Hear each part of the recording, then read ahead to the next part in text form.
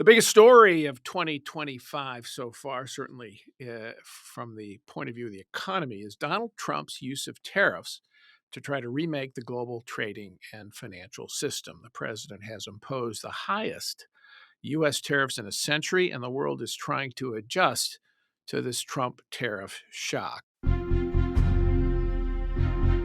From the opinion pages of the Wall Street Journal, this is Potomac Watch. Our guest today on Potomac Watch is a man well placed to talk about the Trump tariffs, whether there are any comparable experiments like this in U.S. history, and whether or not they will succeed in bringing back American manufacturing, as President Trump says he wants. Our guest is Doug Irwin, a professor of economics at Dartmouth College. He's the author of several books, notably related to us today, Clashing Over Commerce, a history of U.S. trade policy.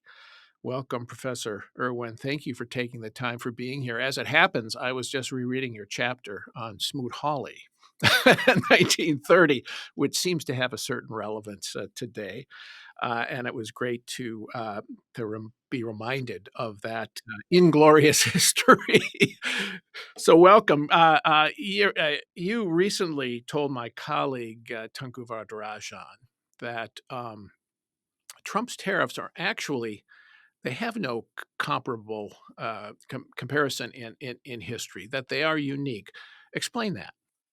Yeah, I mean, first of all, the U.S. has had a history going back to the 19th century of having pretty high tariffs on imports. Right. But they were sort of built in from the beginning to some extent. And most tariff acts were incremental changes. So you take a 35% tariff and you bump up to 38%. Or the Democrats would come in, they bump it down a little bit. But the level is pretty consistent over time. Since World War II, U.S. tariff levels have come down dramatically as a result of trade negotiations and other factors. And so we've been, since the 1950s, had a really low average tariff. Now it's down to about 2.4%. That's what it was last year on total imports. And to take a 2% tariff and go up to 20, 25%, or over 125% on the case of China, overnight is just remarkable. All those tariff reductions, they were phased in over time. So they're Right. gradually reduced. But to have a non-phased in rises of that extent from a low base is just, we haven't seen that in U.S. history. So it's a difference of magnitude. I mean, now we have a base tariff on everybody of 10%. So that's roughly 4.5 times what it was at 2.4% average tariff already. And then you have the big increase. I think the even with these recent exemptions or the 90-day pause, people are saying that the average tariff is now, the rate is, the U.S. is now something like 24%, close to that maybe.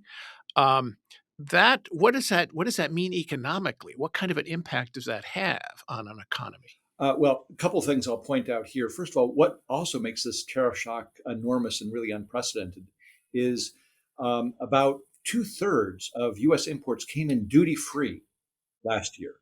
Either because we have free trade agreements with those countries, US, Canada, Mexico, Australia, Peru, and a few others, but also because even in the historical tariff code, things that were not produced here in the United States, we didn't put tariffs on them. So bananas, your morning coffee, we're not going to grow coffee here in the United States. We're not going to grow bananas. Right. So going back a century, those had been put on the duty-free list. And now, as you mentioned, the 10% are across the board. The other tariffs are going to be higher. Once again, they cover all imports. So this distinction between duty-free and dutiable, that's out the window. Everything's subject to a tariff now, regardless of whether there's any hope of us producing it here or not. The other big change from history is that we're a much more open economy than we were in the past. So even going back to the Smoot-Hawley days, imports were only about 5% of GDP. Dutiable imports were only about 2% of GDP. So those tariffs were affecting a pretty small share of the economy. Now imports are pervasive. They're intermediate goods. They're components. They are the lifeblood of the economy, and not just for us consumers as households, but businesses. They've counted on those sources of supply. So once again, to go from very low tariffs up to 10, 15, 20, 25% tariffs, that's just an enormous shock to the system. And the disruptions, which we see playing out now every day, are just going to be enormous. In terms of the impact of GDP, is it just too early and too difficult to calculate? Well, there are a number of modeling scenarios out there. A number of economists, that's what they do. They try to make these projections. So whether it's the Tax Right. Foundation or the Yale Budget Lab, they're all coming up basically with the same numbers. Now, once again, Trump's tariffs are a bit of a moving target because they're sort of off again, off again. Yes. But for sort of a base case of a 10% across the board, 60% or 100% on China, we're talking about shaving like zero point 0.3, 0.4, 0.5% off of US GDP. So that doesn't mean that means a lower rate of growth. So, and that it'll accumulate to that over time. So it doesn't immediately mean, it's negative, we're going to a recession, but we're lowering that margin of it, sort of the economy remaining its head above the water to stay out of a recession by reducing the future prospects of the U.S. economy. Of course, there are all kinds of dislocations and dysfunctions that are introduced. If you happen to be a small manufacturer, say, and you have a component from China that you can't source in the United States, or there are very few competitors, maybe in some cases there aren't any, then what do? You have to you have to absorb that tariff on that good, which now would be 145% on that component, and that in turn makes you, particularly if you sell into the global market, uncompetitive with competing companies elsewhere, and that may not feed into GDP right away, but if they have to lay off people, if they have to maybe go out of business, or if they have to raise prices, all of that flows through the economy. Absolutely. And, where we see this particularly in an egregious way is with the steel tariffs, because steel is pervasive in US industrial products. We're world class in so many of these things. And so, like for John Deere, for Caterpillar, they're buying a lot of steel. You and I don't go out on weekends and buy a bar of steel at Lowe or Home Depot, but it's embedded in a lot of products. And we hamper Caterpillar's ability to compete against Komatsu when their input costs are going up very high rates. Because once again, the foreign producers, they don't have to pay those tariffs on their inputs. They're competitive in third markets. They can even sell more into the US because of that. So it's really handicapping our own firms. I want to take you through a couple of the justifications that the administration and its supporters are using for tariffs. One is that we've let our manufacturing industries be hollowed out and move to China, move to Vietnam, move elsewhere. And if we impose these high tariff walls, that manufacturing will come back. And of course, the president heralds, brings people into the White House and says this fellow, this CEO, is going to invest 200 million bucks. This one's going to be $5 billion, whatever. Do you think that number one, we have hollowed out our manufacturing, and two, can we bring it back, and do we want to? Well, it is a concern in the defense industry. So, as Adam Smith said, defense is more important than opulence. So the extent that we've sort of let our defense industries wither, particularly when Mhm. drones are so important and the batteries for drones and the semiconductors, that's something that we should be concerned about. But for a lot of other manufacturing, first of all, it's a little bit of a myth that we've been deindustrialized completely. The share of employment in manufacturing has gone down a lot, but we're still producing a lot of manufacturing output. It tends to be at the higher end. And then the question is, do we want to reshore clothing and apparel and shoes? And I think Dave Chappelle, the comedian, put it best. He said, I want to wear Nikes. I don't want to make them. So we don't have to necessarily get these from China, but there are a lot of other sources of supply. That was one of the geniuses of NAFTA in some sense. We have a country to our south, a lot of unskilled labor. We have a vested stake in making that country flourish so that people don't come here for jobs. We want them to do well. And so they do certain tasks, and we specialize in higher value added manufactured goods that we can sell to them. So we don't want to, reshore everything. The question is, what is possible to produce here at relatively efficient rates? Well, does that justify then what you would call strategic tariffs then? Let's say, or strategic trade decisions for, say, semiconductors, for shipbuilding. We don't have much less shipbuilding capacity in this country anymore. I think if we were wise, we'd call on our allies in Japan and South Korea, which do make a lot of ships. But I think China has 10 times the shipbuilding capacity of those three, US, Japan, and South Korea combined. So what do if we did get into a war with China, we might need a lot of ships. Do we need, say, a capacity like that? And could we use tariffs to help with that? Well, we should really get rid of the Jones Act if we want to help out American shipping. I've given at the office about 150 times on that editorials on that. I'll keep banging the drum because I think at some point the message will get through. I mean, Milton Friedman always said that you never know when ideas will gain traction, but you have to keep restating them because it is such a hindrance to the U.S. shipbuilding, shipping industry, our relations with just supplying Hawaii in the Gulf Coast and moving things. It's such a uh, obviously dysfunctional and harmful policy. But you're absolutely right. We need alliances. We shouldn't be and we can't produce everything ourselves. But if South Korea can do things, if Western Europe can do things, and we cooperate and we have good relations, then we don't have to worry about onshoring everything because we'll be in a stronger, more safe, secure position with those allies. But do we need to make semiconductors here in the United States? There's certainly a case for diversifying away from two hotspots in the world, Taiwan and South Korea, which are incredibly vulnerable. Now, we are exceptional in terms of the design of semiconductors. But the question is, do we want to subsidize it here, or do we just want to encourage other countries to sort of start up semiconductor production themselves? That's sort of a debate I think we have to have, and where we come down, and whether the CHIPS Act will actually work remains to be seen. It seems like the costs are awfully high and the delays are interminable in terms of actually reshoring these things. But there are other places to produce these things besides the U.S.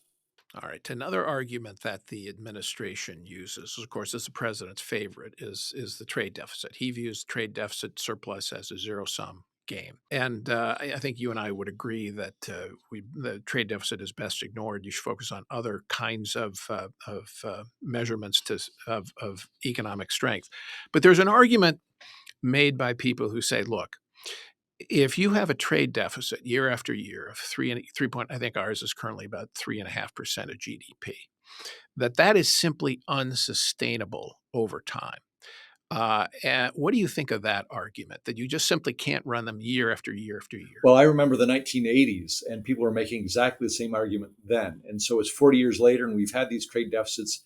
And as the cover of The Economist said last October, the US economy is the envy of the world. So we've done quite well. Australia's had about a century of trade deficits. So, and once again, countries that are sort of floundering, not doing so well. Germany, there's a book called Kaput. How Germany's just not doing well. They've run trade surpluses. So it's not something to be envied.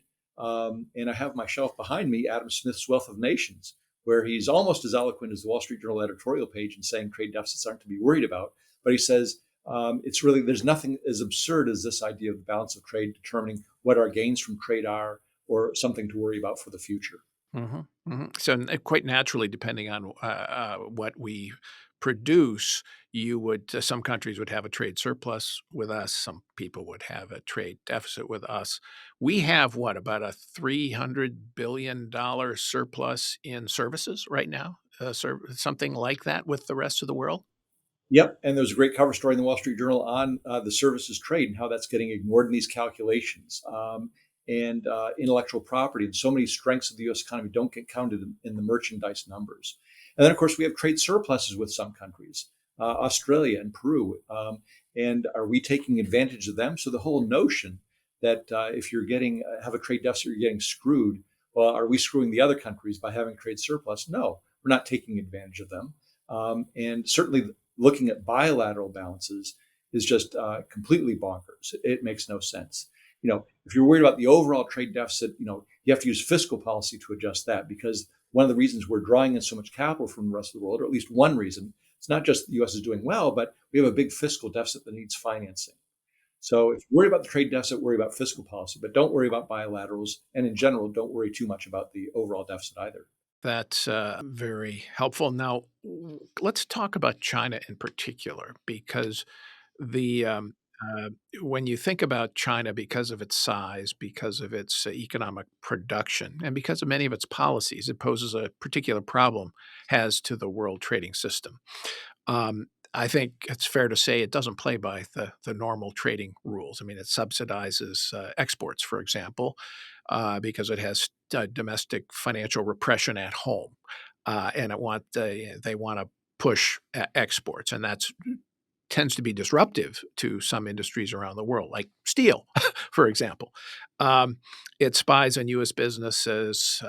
In my email, for example, it steals secrets from companies. It steals IP and so on. So, does it pose, with its now record, I think it's going to be $1 trillion trade surplus with the world? Does it China pose a particular problem for free traders? And what do you do with a large mercantilist actor like China?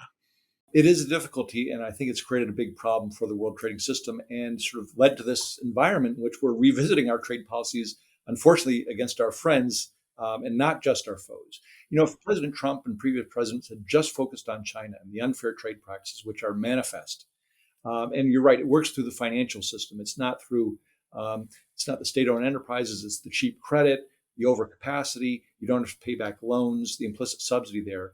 If they had tried to address those things, those are sort of necessary repairs to the world trading system without going in on all the other countries that from which we have a normal trading relationship. And once again, there's a national security element to this too. So it's not just the economic disruption of excessive mercantilism on the part of the Chinese, but if they are putting things in chips where they have back doors and can turn off the lights in New York City or turn off the water system in Cleveland or Detroit, that's something that we have to pay attention to. And I'm not privy to classified intelligence, but I'm told that these are concerns that reasonable people have.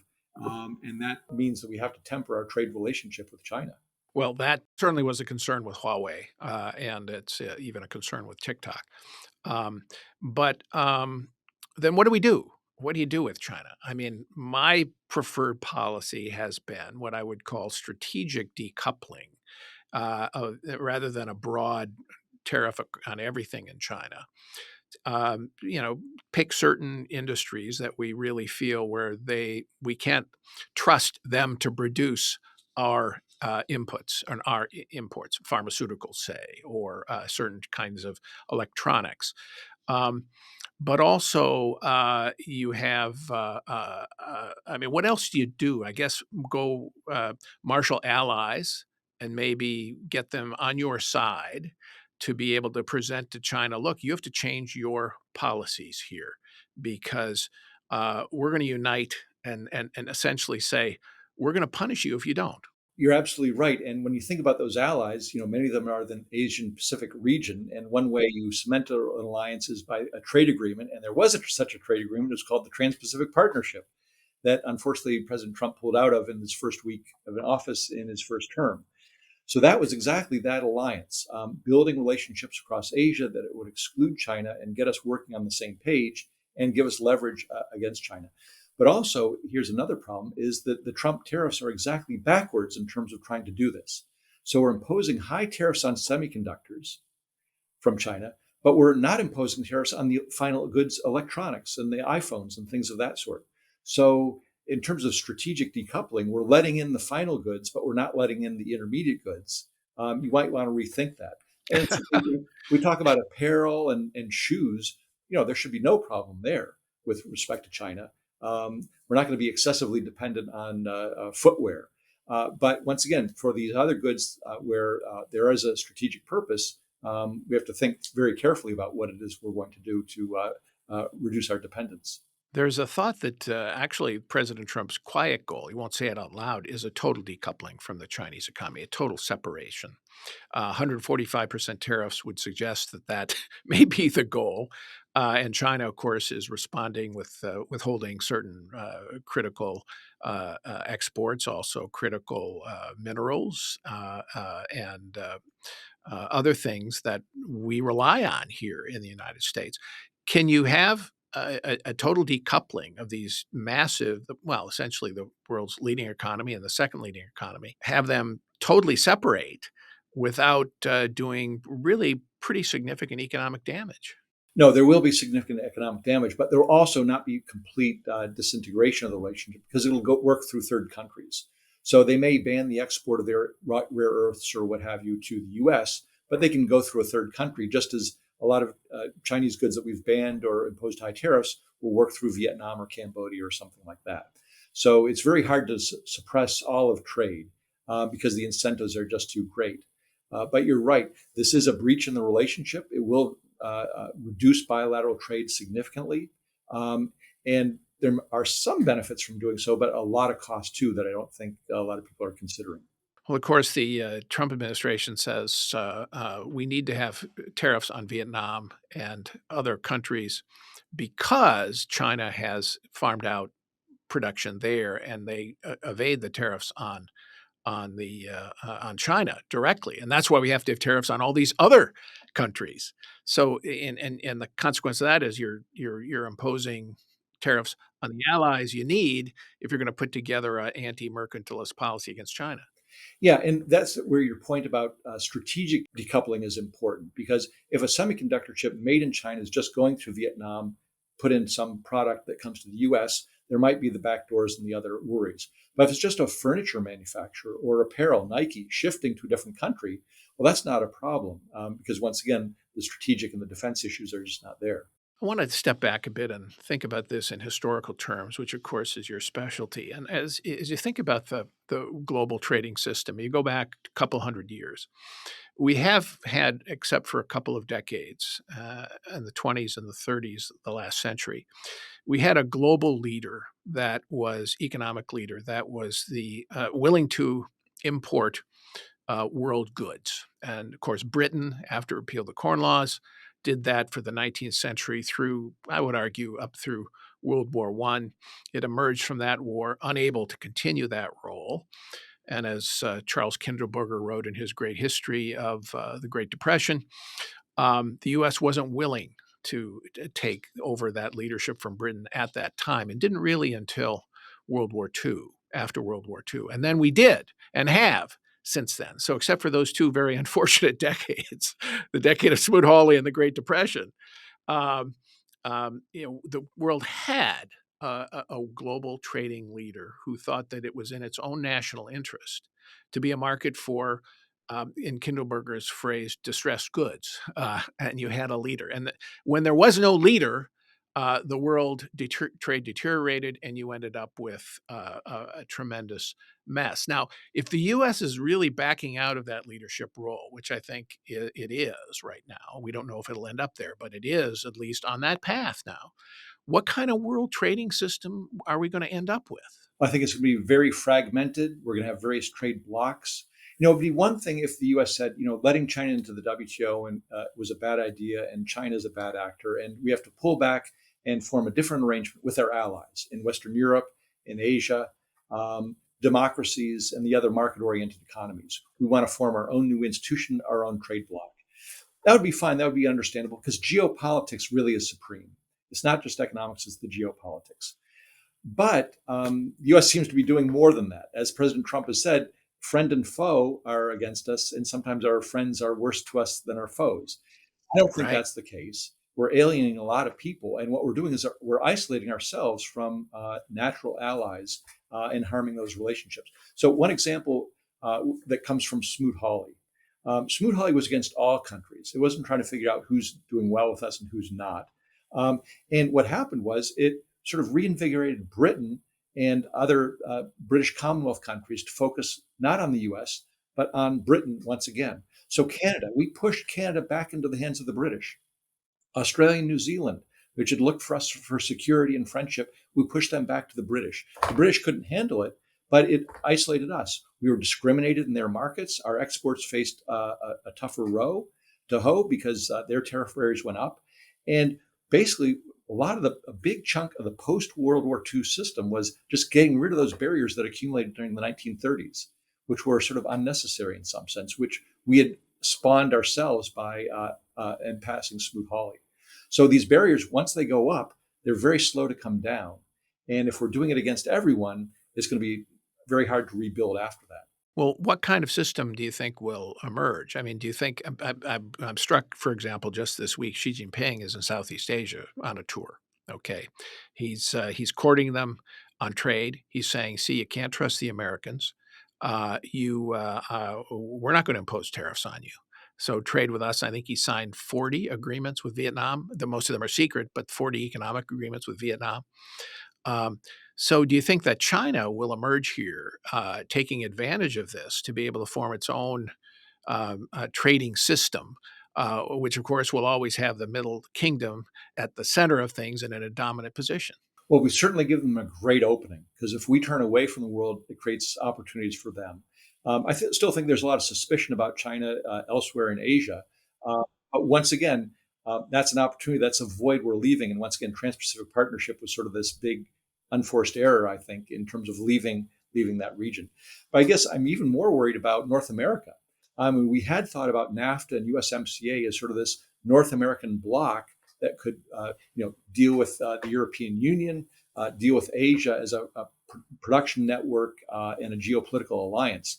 And to the extent we're alienating two countries right on our own border and possibly ripping up all the North American supply chains, that's also going to create difficulties for the U.S. and really isolate us, and once again make us seem as a very unreliable trade partner. So here we are. We have the President Trump seemingly, certainly rhetorically, set on imposing high tariff walls because he sees them as economically virtuous in and of themselves. And yet, he has had to back down here more than once. The 90-day pause from his so-called reciprocal tariffs, one example. He even backed down some on the USMCA, giving some preferential treatment to Mexico and Canada for goods that are USMCA compliant. And then we have the weekend exceptions on electronic goods. It was about a third of the trade with China. Now the president says there'll be no exceptions, and we're going to impose tariffs anyway on these goods. But it isn't clear who's going to get an exception and who isn't. There are going to be some exceptions. So how do you read these walkbacks by the president? Well, I think, first of all, I think it's apparent of the cost and the disruption of exactly how we opened this discussion about going from zero to really high tariffs overnight. So the Right. auto executives, the plant and equipment that is built, these are multi-million-dollar decisions, if not billion-dollar decisions. They take a long time. You built up these networks. To rip them up overnight is incredibly disruptive, harmful to the U.S. economy, higher prices for U.S. consumers. And I think it was a dim awareness that this is not going to be all positive, that there is, even he admitted, that there's going to be this adjustment period. I mean, when it comes to the way, I guess, the predicament we're in, how do we get out of it is what I'm saying. I mean, some of us have been fighting this from an intellectual, political point of view. But what I don't see very much across our political system right now is any voices for free trade outside of some in academia, some in the press, and not many on Capitol Hill. Even the business community is very muted. I mean, they're all looking around going, I can't alienate Donald Trump because I might need an exemption and I might have to go for him. I mean, that's Tim Cook's strategy, obviously. He's not going to come out for at Apple against Donald Trump in any way because he needs that exemption for iPhones. In monetary policy, there's always been this debate about rules versus discretion. Do you want to set up a rules-based system where you sort of know how to operate, or is it going to be at the whims of who's ever in charge? And we've moved from a rules-based trade system to a discretionary system. So we used to have WTO rules. There was certainty about the conditions under which you could import and export. And now, as you said, there's going to have to be exemptions because there's a lot of products that we don't produce here. And if we want to remain competitive in terms of our final goods manufacturers, they need access to those things. And then you have to go to the president and you have to say this is going to be too disruptive. And then the administration is going to be not only dealing with 70 countries that are coming to it asking for exemptions, but millions of businesses asking for exemptions on any particular products. And that just overwhelms the Department of Commerce and the U.S. Trade Representative's office and just makes trade policy a mess. So many different tariff rates, so many different exceptions, whether things are on or off, just that business Right. certainty is lost. So you're right, Tim Cook, Apple is, and this shows you sort of what happens when you move to a discretionary system. The big players, the ones that curry favor with the White House, they might get the exceptions, but the smaller businesses who don't have a voice in Washington, who don't have a lobbyist to advocate on their behalf, they're going to be left out and harmed. So is that the sort of system we want to go to, where it's political influence? I mean, one reason Congress started delegating authority to the president after Smoot-Hawley was saying, we don't do trade policy very well. Let's have a more regular system. And now we're going back to, we just moved it from Congress and lobbying for congressional favors to the presidency and the executive branch and getting favors there. Yeah, I think Congress's statement there in turning in giving Roosevelt administration the opportunity to negotiate some bilateral trade deals after Smoot-Hawley was stop us before we kill the economy again. Yes. So FDR and Cordell Hull, his Secretary of State, negotiated those, and that became the basis for what then ultimately post-war became the GATT system and the institutions that have served us well for 75 years, but now are in so much jeopardy. Exactly on that. It's precisely because Congress thought we don't do this well, and the president is sort of a good actor that has national interest at stake and can take into account foreign policy interests, that they delegated so many powers to the president, thinking the president would be a reasonable person on trade and think about what's in the national economic interest. And unfortunately, all that power has been delegated. The president has enormous powers now for ill as well as good, and it's hard for Congress to get that back. And so we're in a really bad situation with respect to where we are with trade policy. There's one lawsuit against the president's reciprocal tariffs, and we'll see, because they used the emergency authority, which has never been used for tariffs before. We'll see how that goes in court. But again, the president does have other authorities to be able to impose tariffs, and he will no doubt use them if he has the opportunity. Well, we're going to leave it there today. I want to thank you, Professor Doug Irwin of Dartmouth College and trade historian. Thank you for your time, and thank you all for listening. We're here every day on Potomac Watch.